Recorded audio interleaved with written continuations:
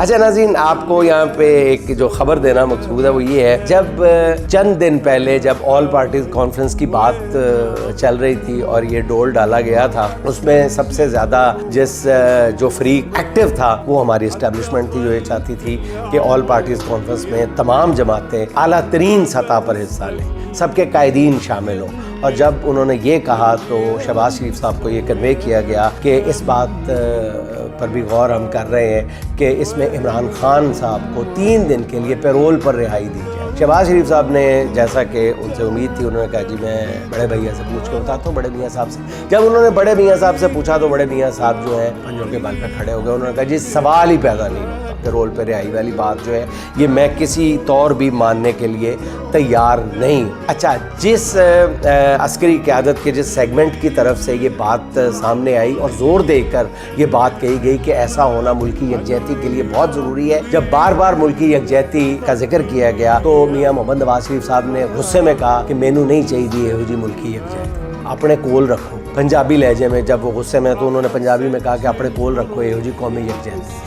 اور ناظرین، اس کے بعد انہوں نے جس سیگمنٹ کی طرف سے یہ بات آئی تھی اسٹیبلشمنٹ کے، ان کے خلاف انہوں نے محاذ کھڑا کر دیا اور اسٹیبلشمنٹ کی اعلیٰ ترین شخصیت سے کہا گیا کہ آپ ان کو تبدیل کر دیں، سیکورٹی کونسل کے ایڈوائزر کے طور پہ رہیں گے، آپ ان کو تبدیل کر دیں. انہوں نے کہا کہ جی ایسا ممکن نہیں ہے، ایسا نہیں ہو سکتا، یہ فوج ہے، اس کا ایک ڈسپلن ہے، اس میں اس طرح نہیں ہو سکتا.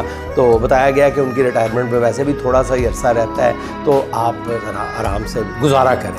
لیکن نواز شریف صاحب نے ابھی بھی یہ بغض دل میں سے نہیں نکالا، اور نواز شریف صاحب کو بہت قریب سے جاننے والے سب یہ بات بہت اچھی طرح جانتے ہیں کہ نواز شریف صاحب ایک دفعہ بغض کسی کے دل میں کسی کے حوالے سے پال لیں تو پھر دنیا کی کوئی طاقت وہ بغض جو ہے وہ نکالتی نہیں. تو نواز شریف صاحب نے ان کے خلاف اب کھڑے ہیں اور وہ کہتے ہیں کہ جی یہ مجھے منظور نہیں ہے. لیکن شاید وہ بھول گئے ہیں کہ وہ الیکشن جیت کے نہیں آئے ہوئے، وہ الیکشن میں دھاندلی کر کے بھی نہیں آئے ہوئے، وہ دھاندلی کر کے بھی ہار کے آئے ہوئے ہیں. دس از دا پرابلم. یہ بہت بڑا مسئلہ ہے میاں نواز شریف صاحب کے ساتھ کہ وہ بار بار یہ بار بھول جاتے ہیں. ایک ہوتا ہے الیکشن ہارنا، ایک ہوتا ہے دھاندلی کر کے بھی ہار جانا. آپ نے دھاندلی بھی کی ہے پھر بھی ہار گئے، اور آپ دھاندلی کر کے ہار کے آئے ہیں. آپ کی ٹکے برابر آپ کی حیثیت نہیں ہے اسٹیبلشمنٹ کے ساتھ.